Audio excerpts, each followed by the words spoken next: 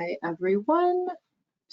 Welcome to today's webinar, Healing Grounds, Climate Justice, and the Deep Roots of Regenerative Agriculture.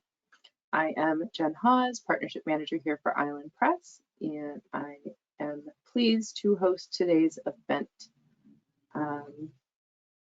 So just to start, I'd like to do a quick run of show. This event is going to be a bit of a conversation instead of a strict PowerPoint sort of event. So we're going to have Ricardo Salvador with the Union of Concerned Scientists provide a few opening remarks and then introduce our panel. And then we will also be having this open to questions from you all as well throughout the conversation. So while we may have some extra time at the end to kind of integrate those conversational questions, I'd encourage you to insert your questions throughout this conversation. So to do that, you can use the questions tab in your GoToWebinar control panel, just highlighted there. If you have any trouble with the GoToWebinar technology, you can send a message to me through the chat and I can help navigate as best I can. At the end of the event, there'll be a survey and I'd encourage you to complete that survey. And just for your information, this session will be recorded. So please do share this when the event is complete. Just a little bit of information about Island Press. Island Press was founded in 1984, and our goal is to elevate voices of change, shine a spotlight on crucial issues, and focus attention on sustainable solutions, like we're doing here today with this webinar. You can get a copy of Liz's new book, Healing Grounds, from the Island Press website. With the code webinar for 30% off. I will include that information in the chat for you, but this is a special price for Liz's new book, so we encourage you to get a copy of this beautiful book. Right, and I'd like to do a brief introduction of our panelists. Liz Carlill is the Assistant Professor in the Environmental Studies program at UC Santa Barbara, and she teaches courses on food and farming. She was born in Montana and has worked with U.S. Senator John Tester for his decades of research and writing with farmers in her home state. She's the author of many books, another of which Island Press has published with Bob Quinn, Grain by Grain. And she will tell you a bit more about herself soon. And she's also a country singer. Ricardo Salvador is the Senior Scientist and Director of the Food and Environment Program at Union of Concerned Scientists. Over 4 decades working with citizen scientists, economists, and politicians to transform our current food system into one that grows healthy food while employing sustainable and socially equitable practices. Before UCS, Dr. Salvador served as the Program Officer for Food, Health, and Wellbeing with the W.K. Kellogg Foundation.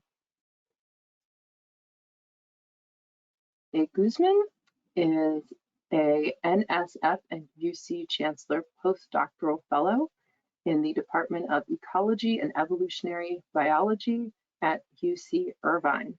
With her postdoctoral mentor, Dr. Kathleen Messner, she is examining agroecological approaches that could harness biodiversity and ecosystem functioning for improved agricultural resilience.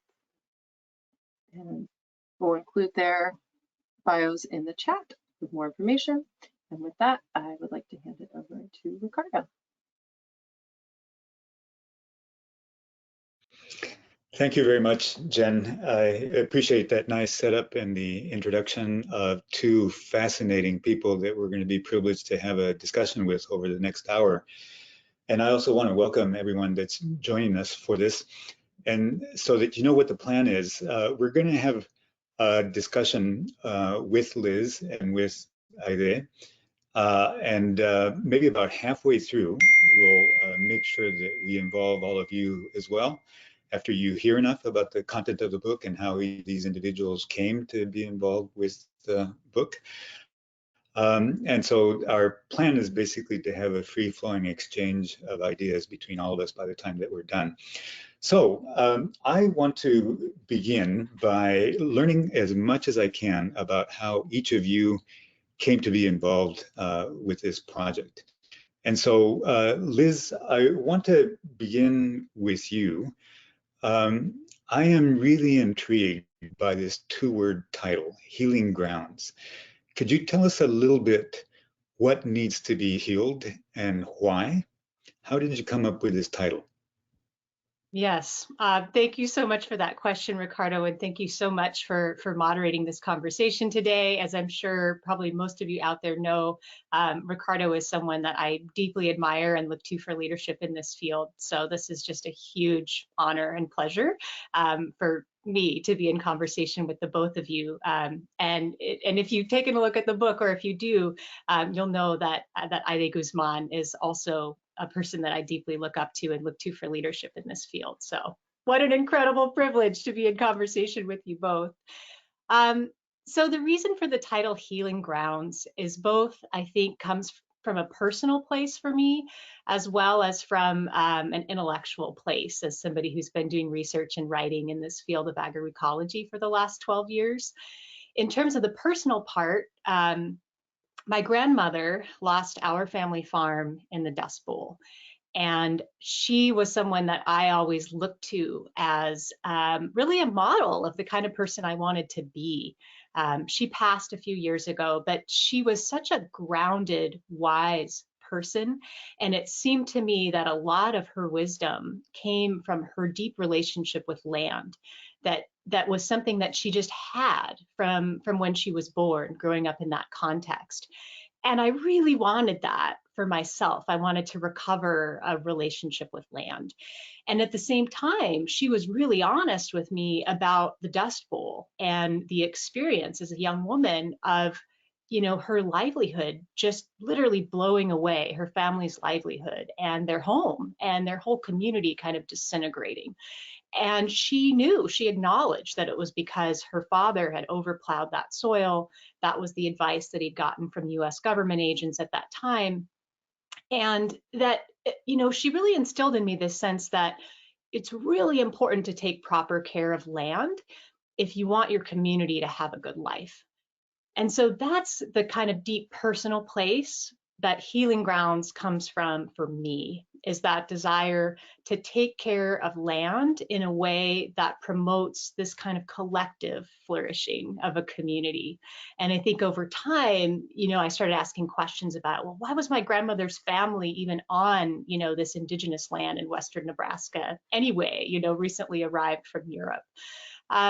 And then, in terms of being a researcher, now working in this field of agroecology and what's increasingly being called regenerative agriculture, I've been really struck by the way in which some people in the research community think that regenerative agriculture, forms of farming that restore soil carbon, can be a really significant climate solution. So like the 4 per mil study is estimating we could offset some 20 to 35% of human caused emissions through regenerative agriculture. And yet other people in the research community, colleagues that I respect, basically say, no way, like this is just, smoke and mirrors, greenwashing by big food, the idea that a soil carbon restoring agriculture could be part of the climate solution. We need to avoid getting distracted by this. So as a researcher in the last few years, I've been wondering, what's the real deal here? Is this a major climate solution or not? And so what I found in researching this book is basically that, both of those camps are right, I think, that there are forms of regenerative agriculture that are not addressing the root causes of climate change in the food system, that really are just smoke and mirrors and greenwashing and kind of much ado about nothing. But there are also really powerful forms of regenerative agriculture, and specifically rooted in communities of color and indigenous communities that have been on the front lines of extractive agriculture, for whom that extraction of soil carbon was also their own communities being extracted from their homelands, or labor being extracted from their bodies. So those visions of regenerative agriculture that really do address these root causes of this extractive logic at the heart of the food system that have been developed for hundreds of years as these strategies for survival and resistance, those I think have great power as a climate solution. And I think we need to understand them as both a climate solution, but also an approach to center racial justice and equity. And I think for me, the word healing really calls me into that kind of a space, is that this needs to be more than just, hey, we're going to do a little no-till over here. That it really needs to address harm. And so for me, you know, the word healing means that you're holistically addressing harm. Yeah, and I'm gathering that then we're talking about lots of different kinds of harm. So, you know, this is harm to people, harm to land, harm to the environment, as in the example of climate. And you see that there's a unified way of responding to all of these things, which we should get into. But that is a nice comprehensive description of what you mean by healing. So let's jump to you. Liz's book has just been released. This is a virtual launch event for that book. And so we have many people who joined us today because they have an interest in the theme of the book, but we're not going to assume necessarily that everyone has had an opportunity to read the book already. So we're going to have to walk through the book and its contents and help everyone understand the content. So I have so many questions for you, but I want to preface this by saying that the device, Liz, that you use in your writing is fascinating to me because in succeeding chapters, you blend a journey of discovery of individuals that you know or that you've run into, and it is through their own learning, through their own life journey, that you spin out how they're working on healing all of those different harms that you just described. And you're one of these individuals. And let's pick up the story before you met Liz. We'll get to that. But I want to know what sets you up to be this evolutionary ecologist working in the Central Valley in California, asking questions about restoring the biodiversity of that ecosystem that you work in. So, and when I mean your story, I mean all of it. You know, tell me your lineage, tell me how you came to be who you are, why you're doing this kind of work now. Yeah. Well, okay, where do I start?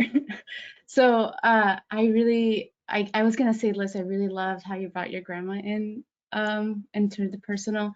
That really got to me because my grandma is someone I look up to a lot and think about a lot. And they always say the way she talks is the way I talk, and eventually she's like the extreme version of the way I talk. And so I look up to her a lot, and she's, you know, a total badass.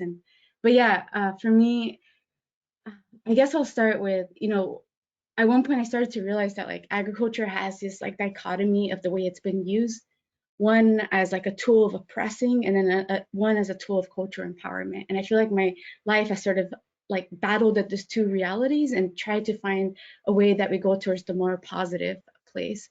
And so I grew up in California's Central Valley, or the San Joaquin Valley to be more specific, in a small little town outside of Fresno, about an hour away. There's just 3 main streets, and that's where I grew up. And you know, for the first 10, 12 years of my life, that's all I knew. That was just, you know, my parents would go work in the fields. They were farm workers. They would come home, you know, over the summers, you know, they would work in the fields all summer, and then the neighbor kids and I would just play outside. And I feel like, you know, up until that moment, until I actually went to go visit where my family is from, that's all I knew. That's what the world was. It was just, you know, this industrial ag. There were semi trucks that moved through the town, and when the tomatoes were rotting, you know, my parents, I could smell it in the clothes, but I can also smell it in the schools because the tomato factory were just wafting that still smells, and that's what I knew. But when I was growing up, my parents would also talk about where they had grown up in their homeland, and it was so, if anyone's driven on the Central Valley, it's flat. You know, you do have these 2 mountain ranges on the side, but it's just flat, it's expansive, it's just miles and miles of just, you know, these giant monoculture fields. But my parents would describe a completely different reality of their homeland and of food and agriculture.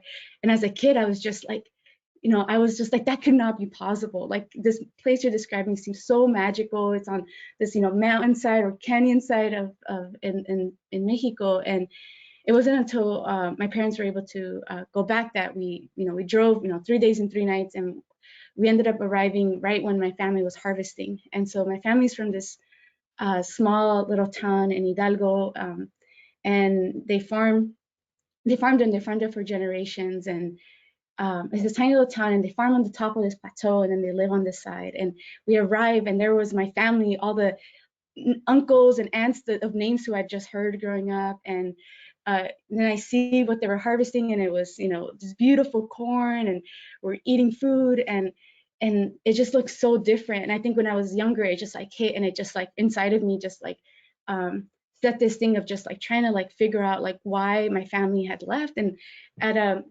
economic and political level, I understand, but I could feel like my dad hadn't seen his mom in a couple of decades, and just that impact of him seeing her, us eating, and then just it all coming together really shaped like exactly what I wanted to think about, or what I was thinking about at the age. And so, then I, when I was thinking about going to college, I was like, I want to, work in agriculture. And so I Googled colleges about agriculture, and I always tell people the story, and I don't think people believe me, but Wisconsin came up, and I was like, that's where I'm going to go. I'm going to go to Wisconsin. So I ended up in Wisconsin.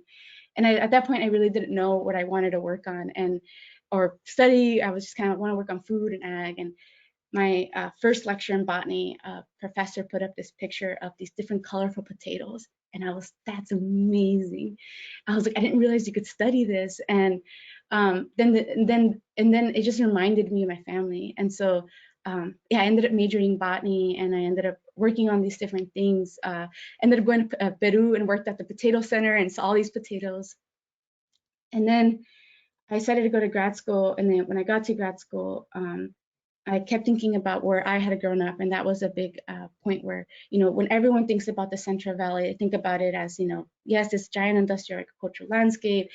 Every time I would tell people from the Central Valley, people's face would drop, or even in grad school too, they think about it as like, in terms of agroecology, in terms of regenerating soils, it's a lost cause. Like, it's done for. We, what do we do with it? And so for me, it felt important to go back to where I had grown up, and specifically work with farmers who reminded me of my family. There were immigrants, there were refugees who had come and had sort of like, instead of unfolding sort of oppression and colonization onto the land, they were sort of unfolding their own cultural traditions and introducing high amounts of diversity on this land that had been farmed in such a different way.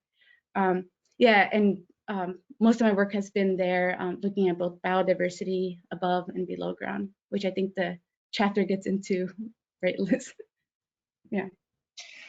Well, I did get what I was hoping to get, Aide, which is an answer to the question of why you're able to look at the landscape in the Central Valley and have different ideas about it and want to do different things that many people in the Central Valley want to do there.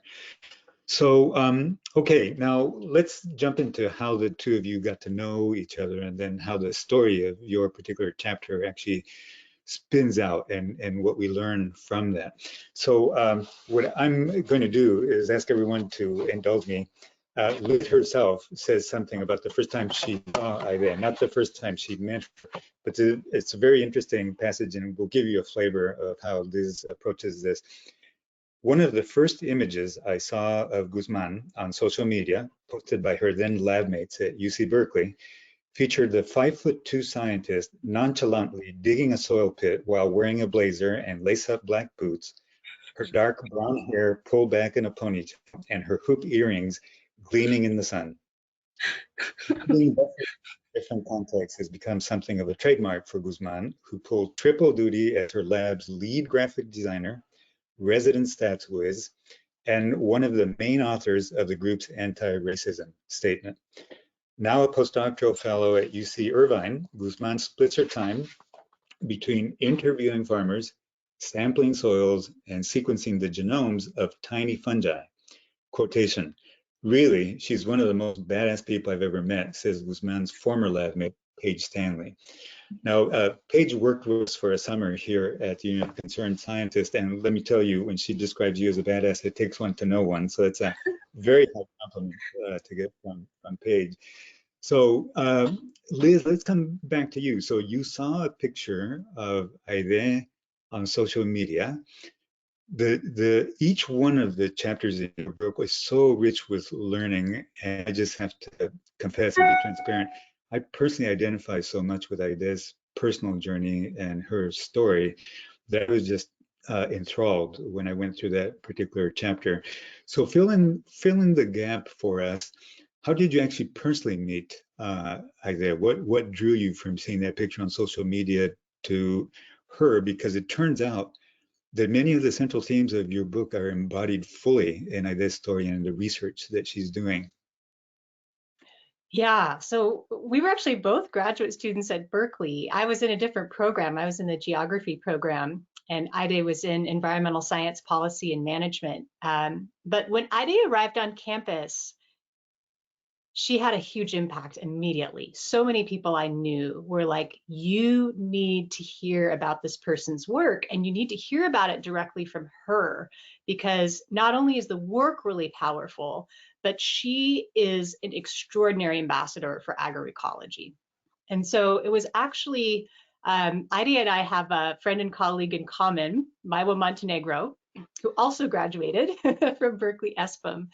And Maiwa told me about an event that was happening actually just across the street from Berkeley. I think the title was Soil from the Health from the Soil Up. An initiative actually that a physician, Daphne Miller, was kind of spurring. And anyway, Aide was going to be talking. And I don't remember if Maiwa just sent me the announcement or if she actually like physically walked me over there. But she was like, you need to go to this.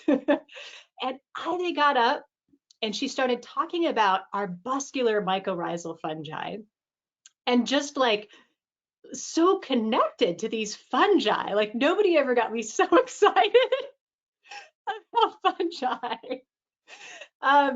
But there was also so much beyond the sort of brilliant ecological data that she was presenting. And I think some of the story that we just heard now, I got inklings of that. And I was just like immediately a huge fan. It's just like, I need to know about this woman's work. I can't wait to see these articles.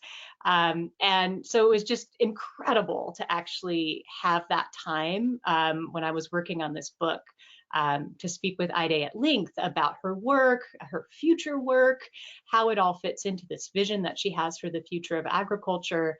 And then meanwhile, she showed up in so many other agroecological, sort of convenings of the great minds. So it's been really, really exciting, to see her leadership blossom. And I think there's just what she just described about her sense of possibility in the Central Valley, the artwork that she shows at the beginning of her presentations of this, it's a Ricardo Levins Morales piece of the difference between a sort of denuded coffee landscape and this beautiful agroecosystem like a shade-grown coffee landscape. And so you see the landscape that's there, that's been exploited, but then you see this brown hand holding up a picture of what this person can imagine that landscape looking like. And I think that sense of possibility that Aide brings to our field is so exciting to me. That's like the vision I want to work toward. Yeah. Well, let's get into that, because now that we've set it up, we really need to the heart of what it is that you're doing, Aide, and why it gives people like Liz and me hope that we can transform the denuded agricultural landscapes of it, beginning with the one that has been your home. So you are involved in studies of biodiversity and how biodiversity is restored. So walk us through that. Tell us what the possibilities are for the Central Valley, and basically how you found out that there are anchors for biodiversity in the Central Valley. Yeah. Well, I first want to say that I had also heard about Liz when I first got to campus, and it's so funny. I didn't know that story that Maiwa took you to that event.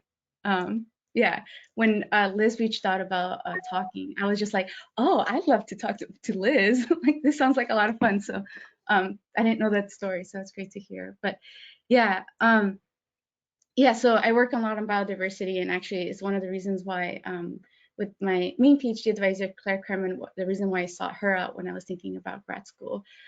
She describes herself on the website that she's a conservation biologist that works in agricultural systems.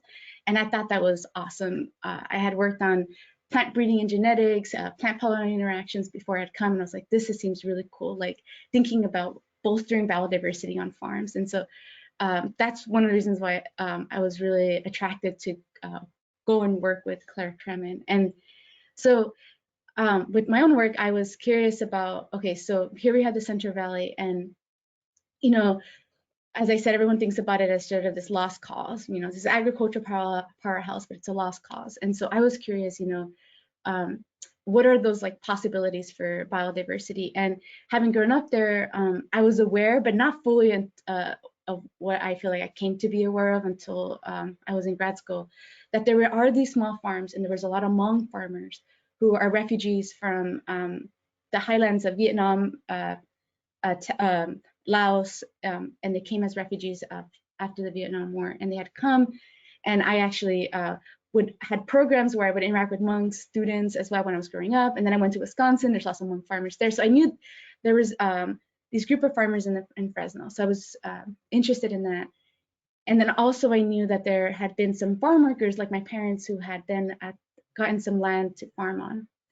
And so that was all swimming in my head. So then I reached out to an extension advisor who I worked with all these years, who's awesome, who's Ruth Duckworth Willard, who has been working with these small farmers. And so then when I was thinking about the project, I was really curious about these two pieces of biodiversity, both below and above ground, because plants interact both below and above ground. They, you know, below ground, they need soil microbes that help them, you know, take up nutrients or even help them fight off pathogens. And above ground, you know, not only do they need pollinators for successful reproduction, but they also need, you know, like insects for, you know, natural predators to take off some of the herbivores. And so I sort of took those two pieces, and I wanted to look at how, you know, when you introduce a lot of crop diversity, sort of going the opposite direction of where agriculture has been, which is reducing crop diversity.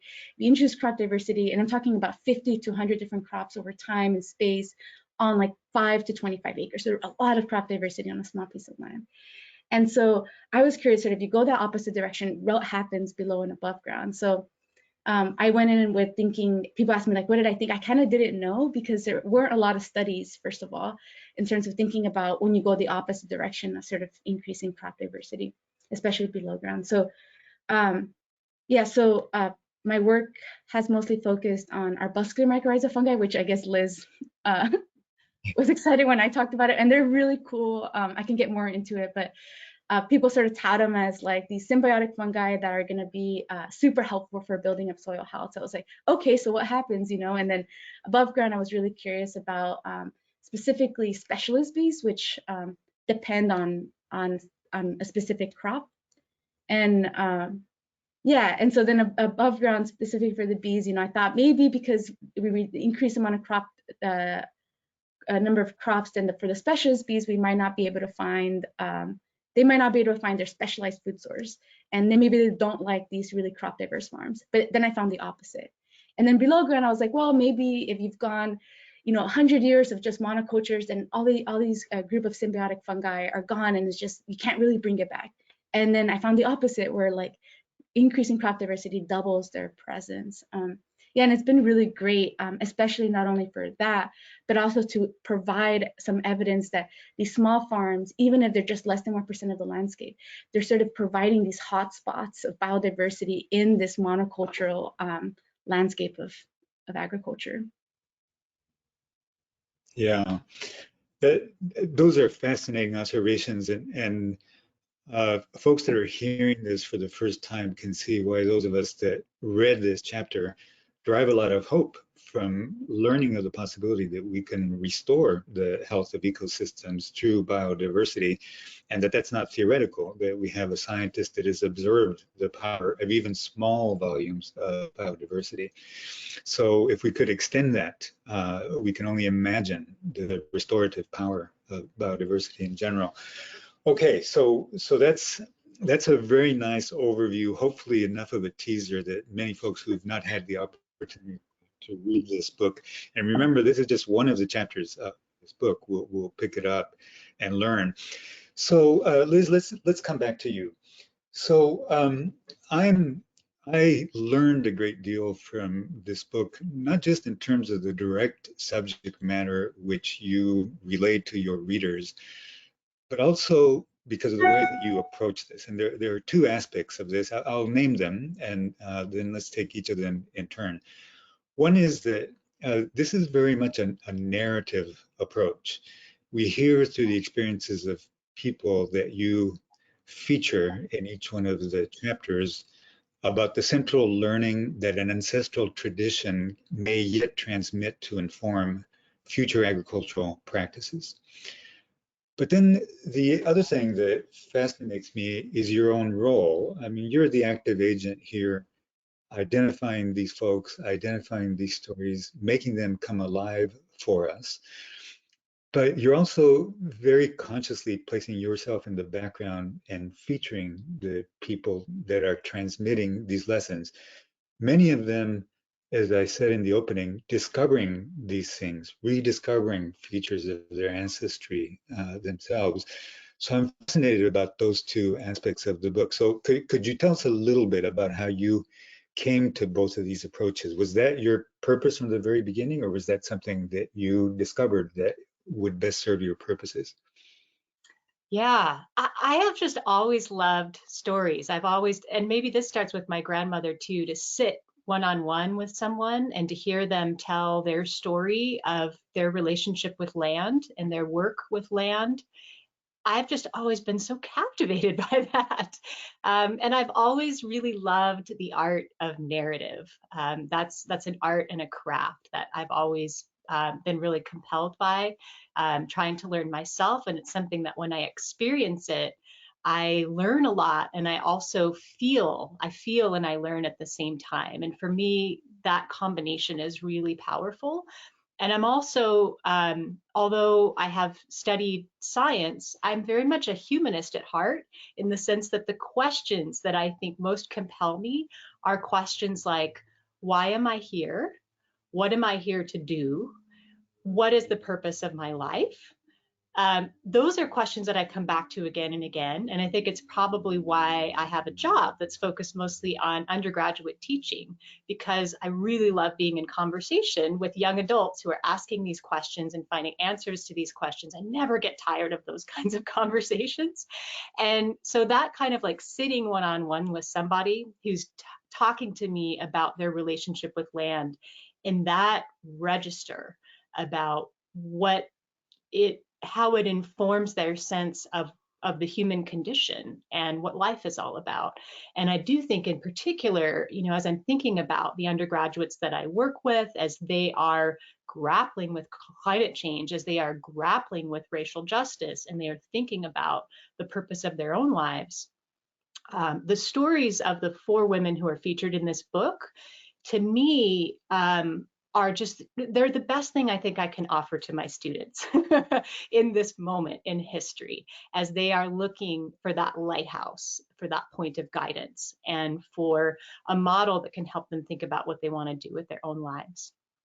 And then, as far as my position, it's a little bit ironic because I'm speaking quite a bit. I'm writing a book. I'm here on a webinar doing a book launch. So in many ways, I am in fact centering myself, which is just not very revolutionary. I am a white academic centering myself. But I'm also attempting to listen. And I think that's that's the most important next step that I can take from my position, and coming from the lineage that you just heard of, a white family that homesteaded, those are the stories that have typically been centered in narratives about the meaning of agriculture in this country and how it relates to the human condition. These kind of like pull yourself up by your bootstrap stories that come from European American settlers. And it's clear to me that that story, I mean, it's not a good thing from an equity standpoint to center the story of one culture, and particularly a colonizing culture.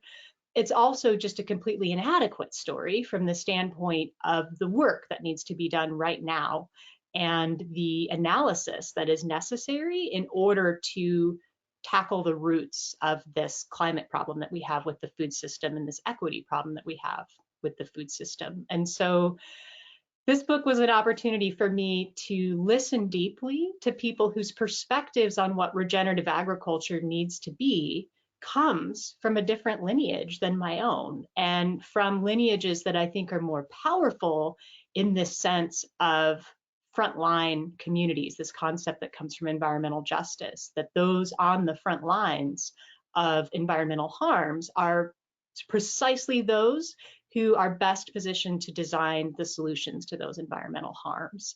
And so that's the reason for the focus in this book, is that I see these really powerful solutions designed within Indigenous communities and communities of color. And that's the leadership that I think we all need to take, whatever our own personal background, in order to collectively respond to climate change successfully. Yeah, there's so many lessons in that approach, Liz. And listen, I knew this would happen. I want to speak with you all day, but time is advancing and we have some really good questions coming in from the audience. And so I want to make sure that we get to those. But I want to ask you one last question, Liz, and then taking advantage that we have two really deep thinkers and two high-powered scientists, will just let the audience have at you with the things that you've made them curious about. Given what you just stated, Liz, what I'm about to describe is probably intentional, but the last chapter, among all of the powerful women that you've just alluded to, is the narrative of a very powerful Native American woman. And I wonder if I can ask you something. I'll just remind everyone, this is not a scripted conversation. Everything that has happened here is spontaneous, so Liz has no idea that I'm going to ask her this. But I wonder, because of the shortness of time, whether you could walk through each of these women and give us the one sentence lesson that you derived from each of them. Yes, I accept that challenge. So the first chapter, and by the way, actually the illustrations that Patricia Wakita, the original prints that she did for this book, are behind me. So if I point, they're helping me through this project. But the first chapter focuses on Latrice Tatsey, and she is a soil ecologist and a member of the Blackfeet Nation in Northwest Montana, who is actively involved in buffalo restoration, also a cattle rancher, and studying regenerative grazing and soil carbon sequestration. And what I learned from her, and the insight about regenerative grazing that I learned from her, is that native herbivores are not just a conceptual model for how to better manage cattle, where we just learned from the past, but in fact, the restoration of those native herbivores, in her words, her relatives, imi, buffalo, to those landscapes is essential because of the relationship between those native herbivores and the people that they've been in relationship with since time immemorial, and the role that those buffalo have on an ongoing basis as a teacher for how to live on that landscape in a way that's ecologically balanced. The second chapter features Olivia Watkins. I think, as I mentioned briefly earlier, stewards Oliver's agroforest, plot of forested land in the Raleigh-Durham, Chapel Hill Triangle region of North Carolina that's been in Olivia's family for 130 years. Her great-great-uncle bought that land in 1890 and became one of the first Black landowners in the area. And in the 130 years since, there has been tremendous violence and oppression that the Black community in that area has faced. And there's also been tremendous urbanization that has greatly reduced wildlife habitat and forest cover, and therefore soil carbon. And so the work that Olivia is doing, and I think what I really learned from her, is that the word conservation to her means both that she's preserving this sanctuary for wildlife and soil carbon, but also a sanctuary for Black people, where Black people have had agency in the face of all this white oppression. The third chapter features Aide Guzman, who is amazing, as you all know if you didn't already. And the fourth chapter features Nikiko Masumoto, who's also working in the Central Valley. She is the third generation on her family's land. She farms organic nectarines and peaches and apricots and raisin grapes. And her grandparents bought that land after having been incarcerated during Japanese American internment. And so the lesson I really learned from Nikiko is about the power of claiming belonging in a land where you have been told you do not belong. And then not only claiming that belonging for your own family and your own land-based traditions, but then extending that belonging. And that's been a really important part of Nikiko's work, I think, is to ally with other communities that have experienced oppression in the Central Valley specifically, but in rural landscapes. And to say we're going to create a belonging that's big enough for all of us, human and non-human relatives. And then in the final chapter, I got, as I spoke with everybody, something that just kept coming up is the challenge of access to land in a country where 98% of agricultural land is white owned. And then much of that white owned land now is kind of getting gobbled up by institutional investors. It's a very scary time in terms of the generation that's retiring from agriculture now and who's going to buy that land. But meanwhile, there's some really exciting land justice projects that are working on stepping into that gap and making sure that farmers of color do have access to land, long-term land tenure, and also that Indigenous communities are able to regain sovereignty over their territories, and that there's the possibility of all those communities working together. So the last chapter features the Minnow Land Justice Project in California and the Northeast Farmers of Color Land Trust in New England that are both doing, I think, some of the most exciting work trying to solve this really thorny structural barrier around land access and land justice. Yeah. Well, to all of you that have joined us today, I hope that if you came because you were interested in the topic or because you know one or both of our speakers but have not had a chance to read the book, that you have enough of a feel for the flavor and the approach of the book that you'll go and get yourself a copy and read it as soon as you can. I learned so many things, and before we go to the set of questions that have come in, I just want to say that one of the many themes, not the only one, that for me really resonated after I shut the book is that there has been a history of the imposition of monoculture in this nation in many dimensions. Most of our minds, when we hear that word, will go to a monoculture of crops, but that has been hand in hand with the imposition of a monoculture of people and a monoculture of ideas or worldviews. And the antidote, the healing for the harms that those monocultures have caused, is what Aide has described, which is essentially a polyculture, a diversity of people and worldviews and biology and ecology. So this book perfectly illustrates that theme. So let's give folks that have joined us a chance to get at you, and let's see if we can get as many of these as possible. Let's start out with a question that came directly for you. Dr. Guzman, what research questions are you excited to dig into? And this comes from Maxwell Milton.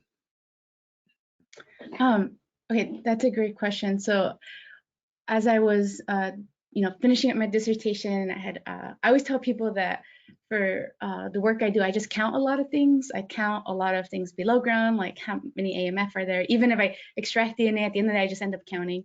And then above ground, I just count a lot. And some really cool trends emerge, as I described earlier. But one thing that I'm really excited about moving forward is so what, you know, and some farmers and some friends who are farmers of mine are really excited about. They get really excited just as much as I do, and I think then one of the questions that always is next, even with like extension advisors I work with or farmers, is like, so what? Like, what is this telling us? And that's sort of what I'm really excited about, is trying to link some of this, this biodiversity that we know sort of theoretically is really good to some sort of tangible measurements that I can provide farmers, from soil carbon to water infiltration, especially in the Central Valley, that some of those metrics are sort of not sort of clear and very direct. So that's what I'm really excited about, being able to go beyond just measuring biodiversity, but sort of connecting it to these functions that sort of are theoretically supposed to be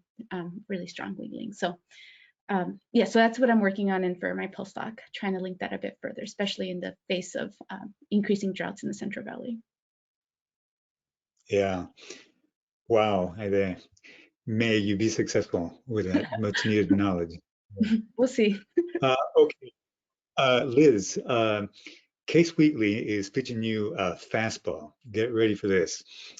This question, it seems like universities have been at the root of so much of the destructive transformations that have created today's industrial agricultural system. Do universities have a role today in addressing these issues?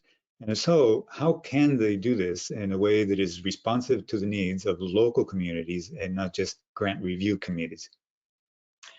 Thank you for that, Case. And I know that you yourself are involved in trying to leverage the various positions you have had with universities to, in fact, serve communities better and try to write that history. And I think you're right. I think universities have a really important role. That's why I'm part of the science network at the Union of Concerned Scientists, is because of this exact theory of change, is that a group of us who conduct research and teach within universities, if we coordinate with one another, can perhaps help to leverage our institutions' resources, power, and sort of role as knowledge brokers in our community and more broadly, nationally and internationally, to, I think at a minimum to recognize the knowledge that lies within community, but I think we need to go much further than that to try to leverage the resources that we have access to. I imagine, Case, that you've seen the land grab universities, incredible piece of investigative journalism and sort of extended research project now that a number of people are engaged in. I think it's important to think at that level, is we're on stolen land, and many of our research stations and other various holdings are as well. And so we need to advocate for land back and all kinds of ways of sort of reparations from those original takings. And I think there's a lot of ways in our everyday work in the universities as well, in addition to that kind of advocacy at the institutional level, to just think about the mission of teaching and research as one that should always be deeply engaged with community from the beginning of designing courses and designing research projects in partnership with community members. And that's also, I think, to maybe speak a little bit for both me and Ide, that's what makes it fun. That's what makes it meaningful. Why would you investigate a research question if nobody other than you is actually interested in the answer? So yes, I do think universities have an important role to play, and thank you, Case, for being part of it. Okay, thank you, Liz. So none of these questioners are being easy on us. Here's a question from Bob Scowcroft, and Ide, I'll ask you to take first swing at this. So I love the story of how Liz met Ide, especially how a third party, Maiwa Montenegro, brought them together.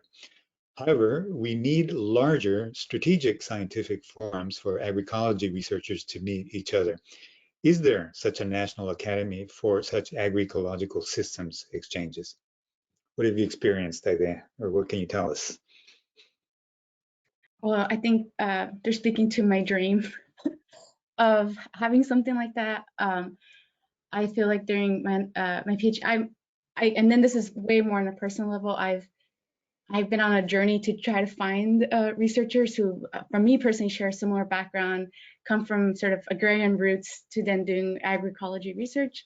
So every time I find someone, I try to like, connect with them. But yeah, in terms of having sort of in the context of the US, I feel like as for ecologists, we sometimes meet at conferences, but there's no, at least maybe Liz knows of something that I haven't heard of. And it doesn't, I think it doesn't parallel or doesn't match sort of, there's an organization called SOCLA, and that's for Latin America, where they have sort of conferences and people meet up. And I don't think there's nowhere near that it parallels that sort of network that I think could be here in the US. So on a personal and academic level, I've been seeking for that, and but have met good friends, but yeah, very slowly. Okay. Here is a question for you, Liz, very specifically. And looking at the time, we've got about 10 minutes. There is one last question that, Liz, I hope you won't mind that I will pitch it as the last words for today's webinar, but let's see how much we can fit in before that. So this question comes from Caitlin Joseph. Here's what she wants to know from you, Liz. Can you talk more about why you chose to feature women in particular? As a practitioner who works with women in agriculture, I love the approach, but I would love to hear how you think about the future of women in agriculture, especially those that you feature in the book. Yes, thank you for that question, Caitlin. And I'll just shout out Caitlin's really awesome work with the program that Gabrielle Roche McNally leads at the American Farmland Trust, working with women land stewards. So thank you for that great work. You know, I didn't come into this book with any kind of gender lens at all. And I also didn't come in with any sort of lens around age or stage of life. As I started the research, I already understood that it was important to look to the leadership of Indigenous communities and communities of color. But then as I started just appreciating all of the incredible work, all of the incredible people doing this work, I started to find a lot of women leaders, and specifically women younger than me, which was humbling and really beautiful to realize that there's a whole generation of women who were born after I was, who frankly, I think have a more ambitious and powerful vision of what the world can look like than I do. And it might have to do with when I was born or the context in which I was born. But I'm really taken with looking to the leadership of women younger than myself, whose visions are more expansive than my own. And I don't really have a systematic answer of why I, in fact, encountered so many women leading this work. You probably know more than I do about that, Caitlin. But it's clear that in a lot of contexts, there is something really special about the connection that women specifically have to land and food and sort of care for community and knitting all of the members of community together. So it was really special for me to sort of realize that when I got to the end of the project, that this is a collection of stories about really powerful women and their work with land. Yeah, you know, it strikes me that you're both being very disciplined and very considerate of each other in your questions, because I think each of these questions is worthy of a webinar all by themselves. So I appreciate how succinct you are, but I'm thirsty to learn more. So, okay, we're down to our final 7 minutes here, and here's a question that I think either of you could answer, but because I want to give you the final word, I'm going to pitch this at Liz. So Liz, Bonnie McGill asks you a very pointed question. How do we use the teachings from this book to transform extractive monoculture big ag? Yeah, that's a great question. And I think there are so many ways for people, depending on how you're positioned and the kind of work that you both feel excited to do and maybe also positioned to do, to be part of this great polyculture that Ricardo has encouraged us to think about. So I hope that this book is useful to somebody who engages in the realm of policy, to think about the need for policies that facilitate you know, like I think about the bill that Cory Booker's on that imagines, you know, land grants of 160 acres to farmers of color, or, you know, the Good Food Purchasing Program vision, the Center for Good Food Purchasing's vision for procurement, public procurement reflects this kind of land justice type of vision. So if you're a person who's in the realm of policy as an advocate or as a policy maker, I hope there's something here for you. If you're a person who's involved in the realm of storytelling and culture and, you know, sort of whose work gets highlighted when we think about agriculture, I hope there's something here for you to get inspired by, you know, stories that you could be telling more of, highlighting more of a polyculture in our sort of cultural production around the agrarian landscape.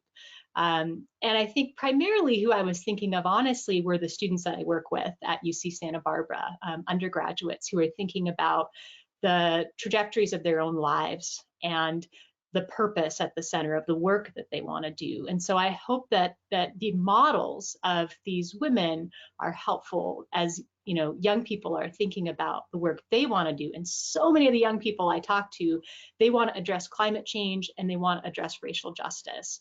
And I think here is a model of 4 women who are addressing both of those things in really powerful and synergistic ways, in ways that really come out of their own context and their own lives and their own lineages and are very personally meaningful as well. So I hope it's useful to you too. And I'm going to be really curious to hear people's responses and reactions. Fantastic. You know, Liz, your answer actually perfectly sets up what I wanted to give Aide, so that Aide, you can lead us out with your response to this. It is very personal.